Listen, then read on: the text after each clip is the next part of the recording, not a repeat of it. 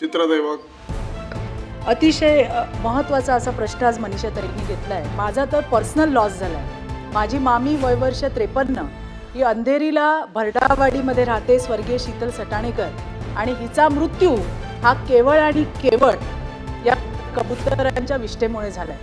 के waste वॉर्डला वारंवार तक्रारी करून सुद्धा त्याची दखल घेतली गेली नाही. याची सुरुवात 2 महिन्यामध्ये सुरुवात झाली आणि येणाऱ्या 1.5 वर्षामध्ये माझी मामी संपून गेली. सुरुवात कशाने होते की तिला हायपर सेन्सिटिव्ह न्यूमोनिटीज हा आजार जडला.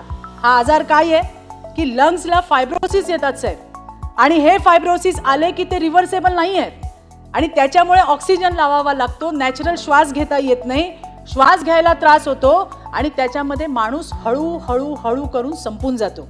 आता याच्यामध्ये कित्येक वेळा के वेस्ट वॉर्डला त्या सोसायटीने प्रत्येक वेळेला तक्रारी केल्यात, परंतु त्याची दखल घेतली नाही.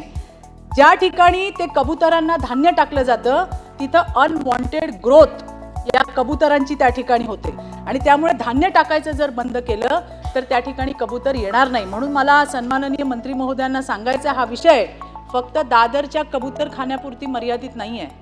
ज्या ज्या ठिकाणी अशा पद्धतीने धान्य टाकण्यात येतं, कबुतरं गोळा केली जातात, मला हेही सांगायचं आहे, माझी मामी तर गेली पण तिच्यासोबत वॉकला ज्या बाकीच्या महिला होत्या त्या सुद्धा त्याच्यातल्या 2-3 जणी आजही या त्रासाने त्या ठिकाणी बाधित आहेत. आणि त्यामुळे मला नम्र विनंती सभापती महोदय करायचं आहे की या ठिकाणी मुंबईच्या सगळ्याच ठिकाणी किंवा राज्यातही जर अशा पद्धतीने कुठे असेल तर हे कबुतरांना धान्य टाकण्यावरती निर्बंध आणण्यात यावं, एवढंच सांगायचं आहे. धन्यवाद सभापती महोदय.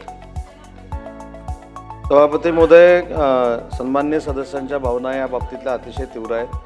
पुन्हा एकदा महानगरपालिकेला महिन्याभरामध्ये कबूतरखान्यांचा ड्राईव्ह घेण्याचे निर्देश दिले जातील आणि तात्काळ कबूतरखाने बंद करण्याच्या दृष्टीनं महानगरपालिकेनं कारवाई करावी असे देखील निर्देश दिले जातील.